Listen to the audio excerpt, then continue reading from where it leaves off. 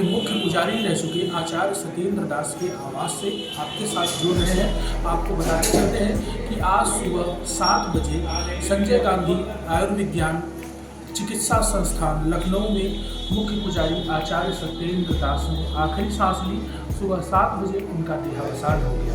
आपको बता दें कि यह कितना ही उनके लिए मंगलकारी और पुनीत समय रहा है कि उनकी तबीयत यानी उनका ब्रेन हेमरेज बसंत पंचमी के दिन हुआ था 2 फरवरी को, और आज माघ पूर्णिमा के दिन उनका देहावसान हुआ। उन्होंने शरीर का त्याग कर दिया है। रामलला का लगभग 35 से 40 वर्षों से अधिक समय से सेवा करते आ रहे हैं। रामलला जब टेंट में विराजमान थे और तब से इन्होंने सेवा की, और आज जब रामलला अपने भव्य मंदिर में विराजमान हो गए तो भी यह राम मंदिर के मुख्य पुजारी रहे।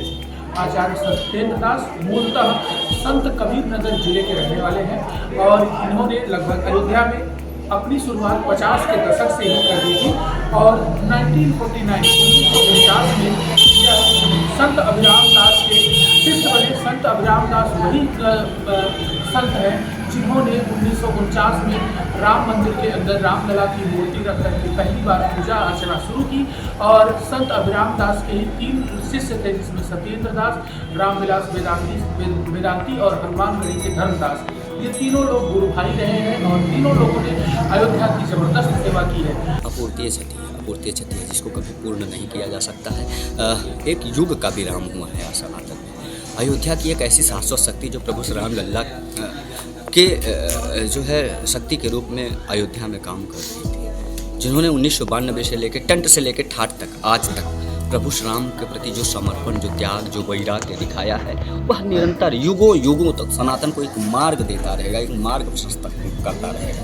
वो हमेशा कहते थे कि जब मैं प्रभु श्री राम लल्ला को धूप, घाम, पानी, पत्थर सहते हुए देखता था, टेंट में देखता था, उनके वस्त्र नहीं बदल पाता था, उसके लिए कोर्ट में तारीख पर तारीख देखनी पड़ती थी। राजनीतिक पार्टियां तुष्टीकरण और ध्रुवीकरण का शिकार बनाया करती थी हमारे सनातन में। तब उनकी आंखों में अश्रुधार बहते थे, और वो अश्रुधार जो वो स्वतः ही बताते थे कि चीख चीख कर यही कहते थे कि अपने जीवन काल में जीवित ही श्री राम जन्मभूमि को भव्य रूप से बनते हुए देख पाना, यही हमारा मोक्ष है, यही हमारा आत्म शांति।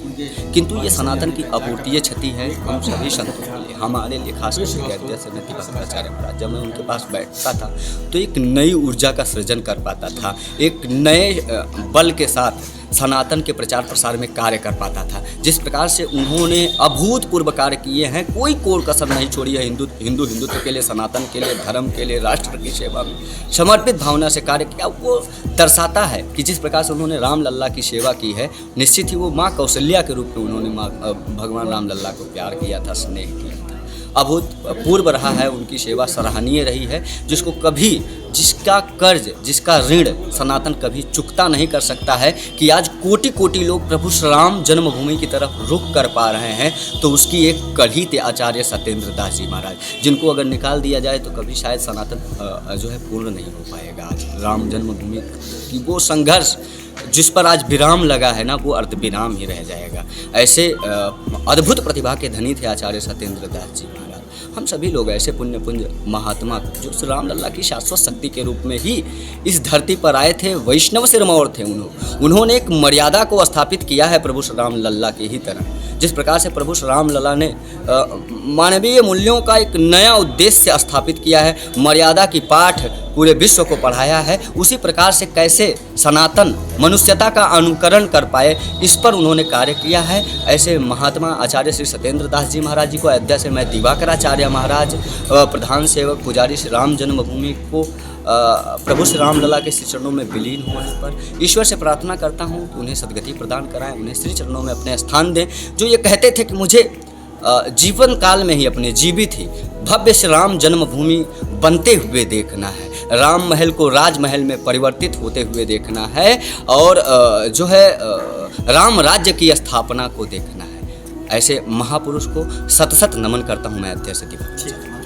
1992 में जब बाबरी विध्वंस की घटना घटी थी तो उस समय आचार्य सत्येंद्र दास ने रामलला की मूर्तियों को अपनी गोद में लेकर के बाहर आ गए थे, ताकि जो विध्वंस हुआ था, आक्रमणकारी रामलला की मूर्तियों को क्षतिग्रस्त न कर पाए, कोई हानि न पहुंचाए। इसलिए रामलला के प्रति उनकी समर्पण भावना को दर्शाती है कि वो रामलला के लिए कितने समर्पित थे। और जब विध्वंस हुआ, कोर्ट की मुकदमे चले, उस दौरान वो मुख्य गवाह के रूप में भी रहे। कई बार वो कोर्ट में भी पेश हुए। उन्होंने आज़ादी ये रामलला को मंदिर में स्थापित कराने के लिए खूब लड़ाइयाँ राम जन्मभूमि के मुख्य पुजारी आचार्य सत्येंद्र दास जी का देवस्थान जो है, उनका साकेतवास, यह अपूर्ण क्षति है और हम सब इससे दुखी हैं। 1992 से लगातार वह जिस प्रकार से श्री राम जन्मभूमि में मुख्य पुजारी के रूप में अपने कार्यों का निर्वहन करते रहे, लगातार वह जो है मंदिर के प्रत्येक जो पूजन अर्चन का विषय है उसके प्रति संवेदनशील रहे। वह हम सब लगातार देखते रहे। और श्री राम जन्मभूमि में जब 1992 में वह पुजारी नियुक्त हुए तो विश्व हिंदू परिषद के ही सहयोग से हुए, क्योंकि उसके पूर्व जो है श्री राम जन्मभूमि के जो मुख्य पुजारी थे वह पुजारी सत्येंद्र लालदास जी थे और लालदास जी की हत्या हो गई थी। और लालदास जी की हत्या के उपरांत जो है पूज्य सत्येंद्र दास जी महाराज को जो है पुजारी नियुक्त कराया गया और तब से अनवरत वह भगवान के भोग राग की व्यवस्था, साथ ही साथ उत्सव समैया जो होता रहा राम जन्मभूमि पर, उसको वो देखते रहे। मुझे लगता है कि अयोध्या के एक सुमेरु थे वो। 87 वर्ष यानी 87 वर्ष की आयु में उनका निधन होना और एक सप्ताह पूर्व तक जब अस्वस्थ हुए, एक सप्ताह उससे पूर्व तक वो मंदिर में जाते रहे और तमाम तरह के कार्यों में अपने आप को संलग्न तत्पर रखते रहे, भगवान की सेवा में वो लगातार लगे रहे। तो मुझे लगता है कि इस प्रकार से उनका जाना जो है हम सब के लिए दुख पहुंचाने वाला है और हम सब इस विषय से दुखी हैं। उनकी आत्मा को भगवान अपने चरणों में स्थान दें और वह जो है उनके कार्य जो हैं उनका संपादन उनके शिष्यगण और जो ट्रस्ट है वो करेगा। आज पूरे अयोध्या में शोक की लहर दौड़ चुकी है। सभी शोक की लहर में डूबे हैं। बताया जा रहा है, सूत्रों से जो जानकारी मिली है कि सत्येंद्र दास के पार्थिव शरीर को अयोध्या लाया जाएगा और यहाँ पर ही उनका अंतिम संस्कार किया जाएगा। मैं देवेश पांडे, अयोध्या।